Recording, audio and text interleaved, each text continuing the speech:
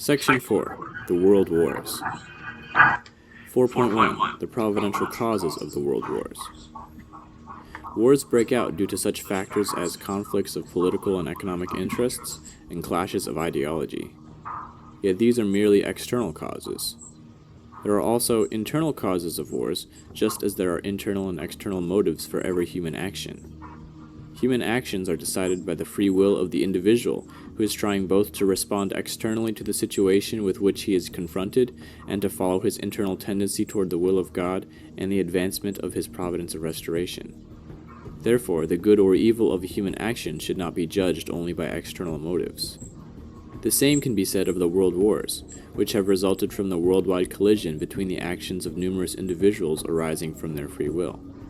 Accordingly, we cannot grasp the providential significance of the world wars by focusing only on conflicts of political and economic interests, ideological clashes, and other such external causes. What are the internal providential causes of the world wars? First, the world wars have resulted from Satan's last desperate struggle to preserve his sovereignty. Since the fall of the first human ancestors, Satan has been building defective, unprincipled imitations of God's ideal world. Aiming to restore the ideal world of his principle, God has been in pursuit, gradually expanding his dominion by reclaiming it from the unprincipled world under Satan's bondage. Accordingly, in the course of the providence of restoration, a false representation of the ideal appears before the emergence of its true manifestation. The biblical prophecy that the Antichrist will appear before the return of Christ is an illustration of this truth. Human history under Satan's evil sovereignty will end with the second advent of Christ. Then it will be transformed into the history of humanity abiding in the realm of God's good sovereignty. At that time, Satan will put up a last-ditch fight. When the Israelites were about to leave Egypt in the national course to restore Canaan, Satan worked through the Pharaoh to wage a bitter struggle to keep them in bondage. By virtue of this, God's side was entitled to strike him with 3 supernatural signs. Similarly, in the last days, Satan has been putting up his last struggle to undermine God's side as it has prepared itself to embark upon the worldwide course to restore Canaan. God's 3 counterattacks to Satan's aggressions have manifested themselves as the 3 world wars. Second, the 3 world wars have occurred in order to fulfill the worldwide indemnity conditions to restore the 3 great blessings. Upon creating human beings, God gave them 3 blessings: to reach individual perfection, multiply as an ideal family, and have dominion over the creation. By fulfilling these blessings, our first ancestors were to build the kingdom of heaven on the earth. Since God himself created human beings and blessed them, he did not annul these blessings just because they fell. God had to allow fallen people to build an unprincipled world that has imitated the 3 blessings, though defectively, under Satan's leadership. Accordingly, at the consummation of human history, unprincipled worlds have emerged which have realized effectively the outward form of the 3 blessings: an individual championing Satan's causes, multiplication of satanic children, and the conquest of the world under Satan's dominion. To fulfill the worldwide indemnity conditions to restore God's 3 great blessings, 3 world conflicts must break out by which God can prevail over these satanic worlds through the 3 stages of formation, growth, and completion. Third, the 3 world wars have occurred so that all humanity may overcome on the world level the 3 temptations by which Satan tempted Jesus. As Jesus' disciples, Christians are to follow the course of their teacher and overcome the 3 temptations which he confronted in the wilderness as individuals, families, nations, and at the world level. Fourth, the world wars have taken place to fulfill the worldwide indemnity condition to restore God's sovereignty. Had the first human beings not fallen but reached perfection by passing through the 3 stages of the growing period, they would have realized the world of God's sovereignty. Similarly, worldwide restoration must pass through 3 stages. The restoration of this world requires that it first be divided into Cain-type and Abel-type worlds, and that there be 3 final wars in which the heavenly Abel-type world prevails over the satanic Cain-type world. This is a condition to restore through worldwide indemnity Cain's murder of Abel. After that, the world of God's sovereignty can be established. Accordingly, the world wars are the final global conflicts in human history, restoring horizontally through indemnity the purpose of all the wars that have been waged for the restoration of God's sovereignty in the vertical course of the providence. 4.2. The First World War. 4.2.1. Summary of the providence in the First World War. Absolute monarchy had come to an end as a consequence of the Cain-type and Abel-type democratic revolutions, which had risen out of the Cain-type and Abel-type views of life. The Industrial Revolution which followed cleared away the remnants of feudalism and led to the ascendancy of capitalism. This was followed by the Age of Imperialism. In the political sphere, the First World War was a conflict between Abel-type democracies, which pursued the goal of the providence of restoration, and authoritarian states where Cain-type democratic ideals were thriving, and which stood in opposition to the goals of the providence of restoration. It was fought between the imperialist nations on God's side and the imperialist nations on Satan's side. In terms of economic interests, this war was a conflict between more established and newly industrializing capitalist nations over colonies. In the sphere of religion and ideology, the Cain-type nations included Turkey, a Muslim nation persecuting Christianity, and its allies, Germany and Austria-Hungary. They fought the Abel-type nations of Great Britain, the United States, France, and Russia, which generally upheld Christianity. At the conclusion of the First World War, the Abel-type democracies had gained victory at the formation stage. 4.2.2. What decides God's side and Satan's side? The question of which nations are on God's side and which are on Satan's side is decided based on the direction of God's providence or restoration. Those who are in line with the direction of God's providence or are acting in concert with that direction, even indirectly, are on the side of God, while those who take an opposing position are on the side of Satan. Therefore, whether or not an individual or nation belongs to God's side or Satan's side is not always in agreement with the judgment of our common sense or conscience. For example, someone who is ignorant of God's providence may judge that Moses' killing of the Egyptian taskmaster was evil. Yet it may be regarded as a good act because it was in line with God's providence. Likewise, the Israelites invaded the land of Canaan and killed many Canaanites, seemingly without much justification. To someone ignorant of God's providence, their action might seem evil and cruel. Nevertheless, it was just in the sight of God. Even if there were more good-hearted people among the Canaanites than among the Israelites, at that time the Canaanites collectively belonged to Satan's side, while the Israelites collectively belonged to God's side. Let us further investigate this concept in the sphere of religion. Since the goal of every religion is goodness, every one of them belongs to God's side. However, when a religion obstructs the path of another religion which stands closer to the center of God's providence, it will find itself standing on Satan's side. A religion is given the mission for its age, but if, after its time of responsibility has passed, it becomes an obstacle to an emerging religion which comes with a new mission for the next age, then it stands on the side of Satan. Before the coming of Jesus, Judaism and its believers stood on God's side. However, when they persecuted Jesus, who came with a new mission, which among other things would have fulfilled the purpose of Judaism, they moved to the side of Satan, irrespective of how faithfully they had served God in the past. In the modern world, systems which espouse the Abel-type view of life belong to God's side, while those which espouse the Cain-type view of life stand on Satan's side. For example, no matter how ethical and sacrificial a materialistic thought rooted in the Cain-type view of life may appear from a humanistic perspective, it still belongs to Satan's side. For this reason, the communist world can be judged to be the satanic world. On the other hand, since the democratic world, which grants religious freedom, is based on the Abel-type view of life, it may be judged to be on God's side. Christianity was established as the central religion, with the ultimate mission to fulfill the goals of all religions. Hence, any nation which persecutes Christianity or obstructs its progress, either directly or indirectly, stands on Satan's side. In the First World War, the Allied powers led by Great Britain, the United States, France, and Russia were Christian nations. Moreover, they had been fighting to liberate the Christians under persecution in Turkey. Thus, they stood on God's side. On the other hand, Germany and Austria-Hungary, the leading Central Powers, supported Turkey, a Muslim nation which persecuted Christianity. Therefore, together with Turkey, they stood on Satan's side. 4.2.3. The providential causes behind the First World War. What were the providential internal causes of the First World War?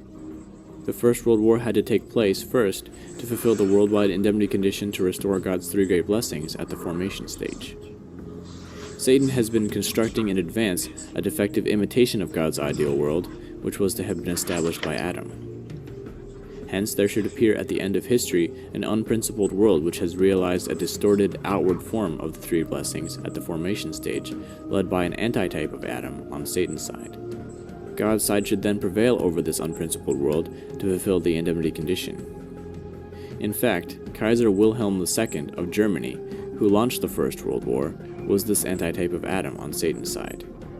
He was in the formation stage likeness of one who has attained individual perfection. He displayed the form of having fulfilled the blessing of multiplying children by advocating pan-Germanism, and displayed a form of dominion over the creation by implementing his policy of world hegemony. In this manner, the Kaiser realized an unprincipled world completing a satanic imitation of the three great blessings at the formation stage. The First World War was to fulfill the worldwide formation stage indemnity condition to restore, in the future, the world where the three great blessings will actually be completed, centering on God. Second, the First World War took place in order to have the people on God's side collectively overcome Jesus' first temptation on the world level. In light of the meaning of Jesus' three temptations, we can recognize that God's side had to prevail in the First World War to fulfill the indemnity condition to restore God's first blessing worldwide. By prevailing in his first temptation in the wilderness, Jesus recovered himself, symbolized by the rock, and laid the foundation to restore perfection of individual character. Likewise, by prevailing in the First World War, God's side not only was to defeat Satan's world and its center, it also was to build God's world and lay the foundation for its own center, Christ at the second coming. This was to be the basis upon which the returning Christ could be born and perfect his individual character. Third, the First World War took place in order to lay the formation stage foundation for the restoration of God's sovereignty. Democracy arose to bring an end to authoritarian monarchic regimes and as the final political system with the mission to restore God's sovereignty. In the First World War, God's side was responsible to be victorious and expand its political territory to Christianize the world.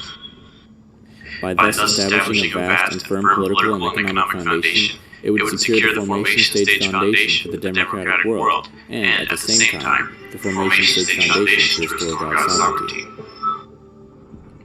4.2.4 The providential results of the First World War. The victory of the Allied powers in the First World War fulfilled the formation stage indemnity condition to restore God's three great blessings worldwide. By overcoming Jesus' first temptation on the worldwide level, they fulfilled the indemnity condition to restore God's first blessing worldwide. The victory of democracy also established the formation stage foundation for the restoration of God's sovereignty. With the defeat of the satanic world and its ruler, the Kaiser, the world on God's side won the formation stage victory and laid the foundation for the birth of the returning Christ, who is destined to be the Lord of God's world. Contemporaneous with this, communism was established in Russia. Stalin soon rose to power as the antitype of Christ at the Second Advent on Satan's side. Since Christ comes with the ideals of the kingdom of heaven on earth, interdependence, mutual prosperity, and universally shared values, the satanic side tries to realize these ideals in advance by building an imitation of the kingdom of heaven on earth, led by the satanic counterpart to Christ at the Second Advent. In conclusion, with the victory of God's side in the First World War, the foundation was laid for the Second Advent of the Messiah. From that time, the formation stage of the dispensation of the Second Advent commenced. 4.3 The Second World War. 4.3.1 Summary of the providence in the Second World War. The spiritual origin of modern democracy lies in the people striving to realize the values of the Abel-type view of life. Democracy follows the internal and external aspirations of the original human nature and will certainly develop in the direction of God's ideal world. Fascism, on the other hand, constrains people from following the aspirations of the original nature. In the Second World War, democracy, while standing upon the formation stage victory attained in the First World War, defeated fascism and secured victory at the growth stage. 4.3.2 The nature of fascism. When economic depression overwhelmed the world in the 1930s, some nations tried to break out of it by adopting fascism. This was the road taken by Germany, Japan, and Italy, which felt isolated and beset by adversity. What then is fascism? Fascism denies the fundamental values of modern democracy, including respect for the individual and his basic rights, freedoms of speech, press and association, and the parliamentary system. Race or nationality is the ultimate value, to be upheld by a strong nation-state. Individuals and institutions exist only for the benefit of the state.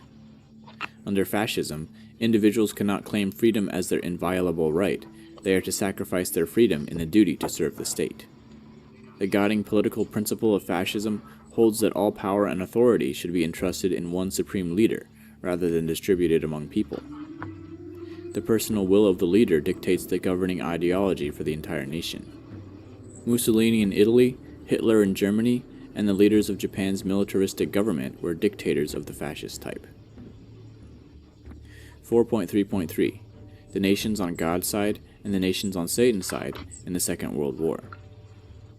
In the Second World War, an alliance of the democratic nations of the United States, Great Britain, and France led the nations on God's side.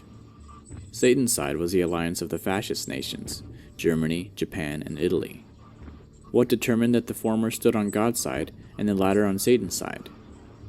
The Allies stood on God's side because their political systems were democracies, the political system for the final stage in the providence of restoration founded upon the Abel-type view of life. The Axis powers, on the other hand, stood on Satan's side because they upheld fascism, which was anti-democratic and stemmed from the Cain-type view of life. Moreover, the Allies and Axis powers were separated into God's side and Satan's side because the former nations supported Christianity, while the latter opposed and persecuted Christianity. Germany, the leader of the Axis powers, deprived people of their basic freedoms, and its ideological oppression denied them their religious freedom. Furthermore, Hitler massacred 6 million Jews. After concluding a concordat with the Pope, Hitler attempted to subordinate the churches under the control of cooperative bishops while corrupting Christianity into a nationalistic neo-paganism based on primitive Germanic religion. In protest, some Protestants and Catholics put up bitter resistance. Japanese militarists during the Second World War forced every church in Korea to install a kamidana, an altar for the Japanese Shinto gods, and compelled Korean Christians to worship at Shinto shrines. Those Christians who did not comply were imprisoned or killed. Korean Christians who had fled to Manchuria in search of religious freedom were brutally massacred. These measures against Korean Christianity were intensified toward the end of the war. Italy supported Germany's cause as one of the Axis powers. Against the general thrust of God's providence, Mussolini promoted Catholicism as a state religion with the selfish intention to use it for unifying the people under his fascist regime. On these grounds, Germany, Japan, and Italy during the war may be classified as the nations on Satan's side. 4.3.4 The providential roles of the three nations on God's side and Satan's side. One purpose behind the Second World War was to fulfill the worldwide condition of indemnity at the growth stage to restore God's three great blessings, as was meant to occur at the time of Jesus. In the beginning, it was due to the fall of Adam, Eve, and the archangel that God's three great blessings were not realized. Therefore, in the restoration of the three blessings, there necessarily have to be three actors taking these respective roles. Thus, God spiritually restored the three blessings in the providence of spiritual salvation through the joint efforts of the resurrected Jesus as the second Adam, the Holy Spirit representing Eve, and angels. Accordingly, during the Second World War, the three nations on God's side representing Adam, Eve, and the archangel led the fight against the three nations on Satan's side, which also represented Adam, Eve, and the archangel. The victory of the nations on God's side would make a growth stage indemnity condition for the restoration of the three great blessings. Satan, who was aware of this providence, took the lead by mustering the three nations representing Adam, Eve, and the archangel on his side, and had them attack the three nations on God's side. The United States, as a masculine type of nation, represented Adam on God's side. Great Britain, as a feminine type of nation, represented Eve on God's side. France, as a mixed type of nation, represented the archangel on God's side. On Satan's side, Germany, as a masculine type of nation, represented Adam. Japan, as a feminine type of nation, represented Eve, and Italy, as a mixed type of nation, represented the archangel. In the First World War, the United States, Great Britain, and France had represented at the formation stage these three positions on God's side, while Germany, Austria, and Turkey took these positions on Satan's side. The Soviet Union, a nation on Satan's side, participated in the Second World War on God's side. How was it possible? When medieval society could not fulfill its providential purpose, it became a hindrance to both God's side and Satan's side, which then divided and began developing along paths leading to the maturation of the democratic world and the communist world. The Cain-type and Abel-type views of life worked in tandem to break down medieval feudal society and later absolute monarchy and imperialism. Just as God's providence progresses while riding on the currents of its time, Satan's effort to build an unprincipled imitation of the ideal world is also bound to the currents of its time. When the prevailing social order obstructs the formation of new societies, including those furthering Satan's goals, Satan joins in the fight to destroy it. In a similar fashion, fascism had become an obstacle to both Satan's side and God's side. Because the providence of restoration through indemnity required that God temporarily permit Satan's side to form the communist world, the Soviet Union in the Second World War was allowed to join forces with the nations on God's side to destroy fascism, in order that it might quickly build up its communist state. Nevertheless, as soon as the Second World War was over, the communist world and the democratic world separated like oil and water. 4.3.5 The providential causes behind the Second World War. The internal providential causes behind the Second World War were as follows. First, the war broke out to fulfill the worldwide indemnity condition at the growth stage to restore God's three great blessings. The ideal world where God's three blessings are fulfilled, which could not be realized by Adam due to the fall, was to have been realized by Jesus, whom God sent as the second Adam. Yet this ideal was realized only spiritually, because Jesus died on the cross. Since Satan tries to realize in advance a defective imitation of the ideal world, at the consummation of history, there will surely emerge an unprincipled world which has realized effectively the outward form of the three great blessings at the growth stage under the leadership of a satanic antitype of Jesus. God's side must prevail over this world and thereby fulfill the worldwide indemnity condition at the growth stage required for the restoration of the ideal world where the three great blessings are fully realized centering on God.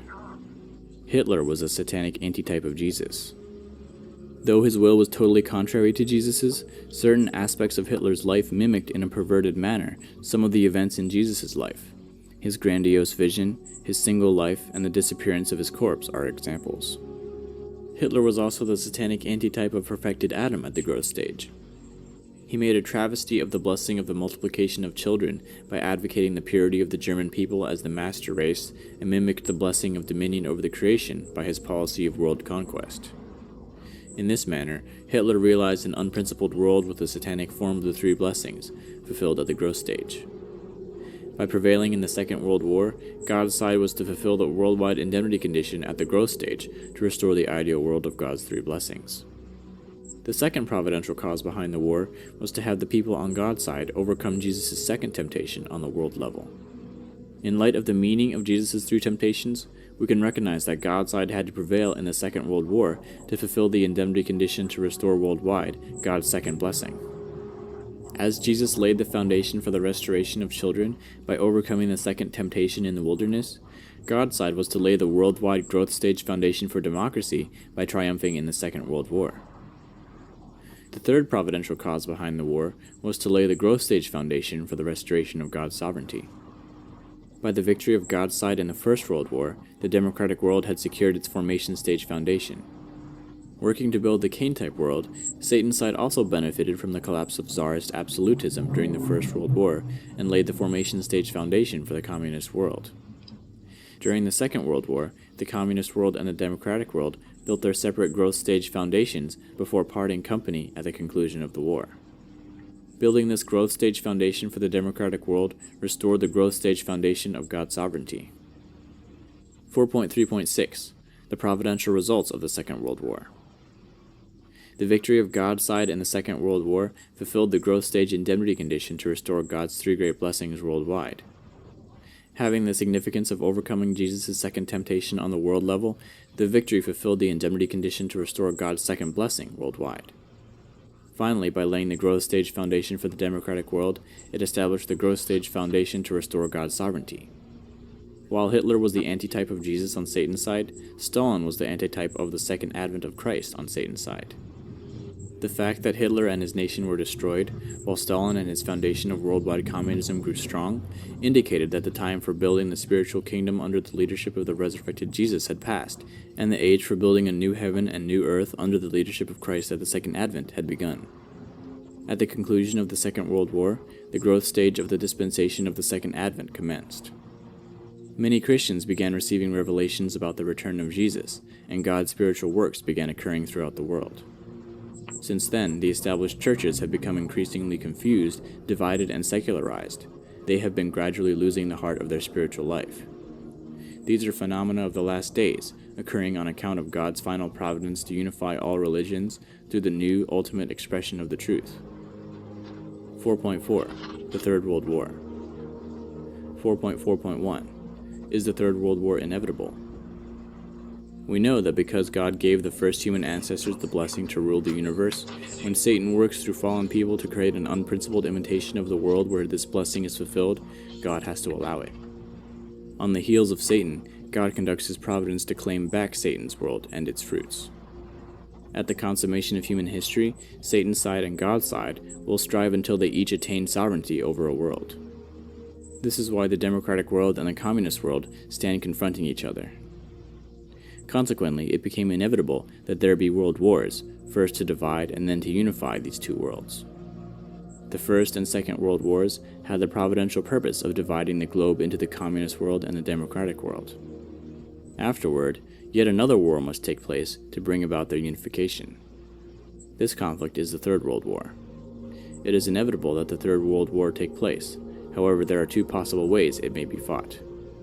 One way to bring Satan's side to surrender is through armed conflict. However, at the conclusion of the conflict, there should come an ideal world in which all humanity is to rejoice together. This can never be built merely by defeating enemies in battle. Afterward, they must be brought to submission internally, that everyone may be reconciled and rejoice sincerely from the bottom of their hearts. To accomplish this, there must come a perfect ideology which can satisfy the desires of the original nature of all people. The other way this war may be fought is as a wholly internal ideological conflict without the outbreak of armed hostilities, to bring Satan's world to submission and unification in a short time. People are rational beings. Therefore, a perfect, unified world can be established only when people submit to one another and participate in unification through a profound reawakening. By which of these two ways will the Third World War actually be fought? It depends upon success or failure in carrying out the human portion of responsibility. From where will the ideology essential to the resolution of this conflict and the establishment of the new world come? It surely cannot come out of the communist world, rooted in the Cain-type view of life, since the Cain-type view of life opposes the internal aspirations of the original human nature. Rather, this ideology must arise out of the democratic world, which is rooted in the Abel-type view of life. Nonetheless, it is a fact of history that no conventional ideology among those prevailing in the democratic world can effectively defeat communist ideology. Therefore, a hitherto unknown ideology will emerge from within the democratic world. For the new ideology to be born, there must first arise a new expression of the truth. This new truth is the essence of the Abel-type view of life and the core of democracy. As has been the case in the past, when the new expression of truth appears, it may contradict the old expressions of truth in which many people have believed. Hence, even the democratic world will be divided into two camps which, like Cain and Abel, will be pitted against each other. When the new truth secures a victorious foundation in the democratic world and then conquers communist ideology, the unification of the world will be achieved based on the one truth. Satan knew God's plan to unify the world through the one truth and presented a false imitation of the truth in order to unify humanity centering on himself. This false truth is dialectical materialism. Dialectical materialism denies the existence of any spiritual reality, setting up an explanation of the universe based on a wholly materialistic logic. In denying the existence of God, it also denies the existence of Satan. Thus, in promoting dialectical materialism, Satan was effectively denying his own reality, even risking his own demise. Satan understood what would unfold at the close of human history and knew well that he would surely perish. Accepting that this was not the time to be worshipped, he rose in a monstrous denial of God, even at the sacrifice of himself. This is the spiritual root of dialectical materialism. As long as the democratic world lacks the truth which can overturn this evil doctrine, it will always be vulnerable and on the defensive. For this reason, someone on God's side must proclaim the perfect truth. 4.4.2 Summary of the Providence in the Third World War. The Third World War is the final conflict in the providence of restoration. Through this war, God intends that the democratic world bring the communist world to submission and build the ideal world. Leading up to the First World War, the nations on God's side had expanded their political and economic dominion by claiming colonies throughout the world to be used by God for his providence. At the conclusion of the war, these nations laid the worldwide formation stage foundation for democracy. Through the Second World War, they laid the worldwide growth stage foundation for democracy, thereby firmly consolidating the democratic world. During the Third World War, God's side is to found the perfect able-type view of life based on the new truth and complete the worldwide completion stage foundation for democracy. God's side is to then guide all of humanity into one unified world. In summary, the Third World War is the last great war at the close of history, when God's side restores horizontally through indemnity all that was lost to Satan throughout the three stages of the prolonged providence. 4.4.3 The Providential Causes behind the Third World War. As was explained above, whether the Third World War is waged by force of arms or as an ideological conflict depends upon the responsibility of the people who are serving the providence of God. Regardless, it is inescapable that this worldwide conflict take place. What are the internal providential causes behind the Third World War? First, the war has to take place to fulfill the worldwide indemnity condition at the completion stage to restore God's three great blessings. When Jesus could accomplish the providence of restoration only spiritually, due to the disbelief of the people, it became necessary that he return and restore the world of God's ideal both spiritually and physically. Yet, since Satan realizes in advance a defective form of God's ideal, at the consummation of history there will emerge an unprincipled world with the pretense of having restored the three great blessings under the leadership of a satanic antitype of Christ at the Second Advent. By prevailing over this satanic world, God's side is responsible to fulfill the worldwide indemnity condition at the completion stage to restore the ideal world in which the three great blessings are fulfilled, centering on God. Stalin was a satanic antitype of Christ at the Second Advent. He was idolized as a perfect human being.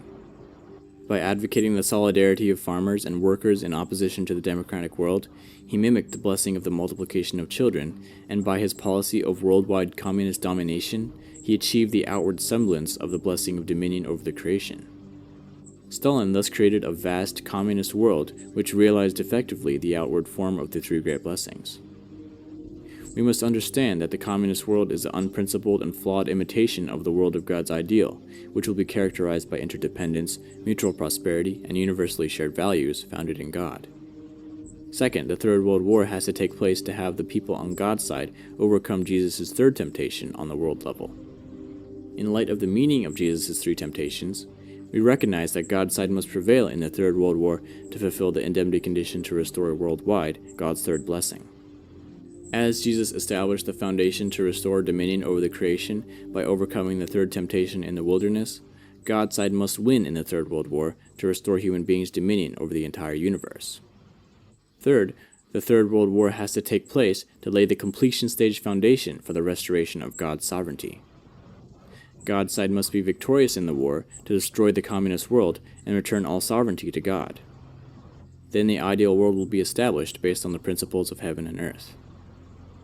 4.4.4 The Providential Results of the Third World War.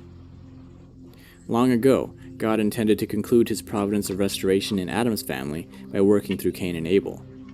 Instead, Cain murdered Abel, commencing the sinful history of humanity. God began the dispensation of dividing good and evil to restore the failure in Adam's family on the individual level, and developed it through the levels of family, clan, society, people, and nation. The time has come when God conducts this dispensation on the world level. God intends to restore through indemnity the entire providence, which was prolonged to the third stage, by winning victory in the three world wars which belong to the final chapter of providential history. In the beginning, the first human ancestors lost their connection of heart to God when they fell prey to the tempting words of Satan. Through the internal spiritual fall and the external physical fall, they inherited the lineage of Satan. Therefore, the providence of restoration can be completed only after fallen people restore their heart toward God through God's life-giving word, are saved both spiritually and physically, and inherit God's lineage. The victories of God's side in the 3 world wars will fully restore through indemnity all these aspects of the providence of restoration. They will make possible the realization of God's ideal world, for which God has labored with unremitting tears over the centuries of human misery since the fall.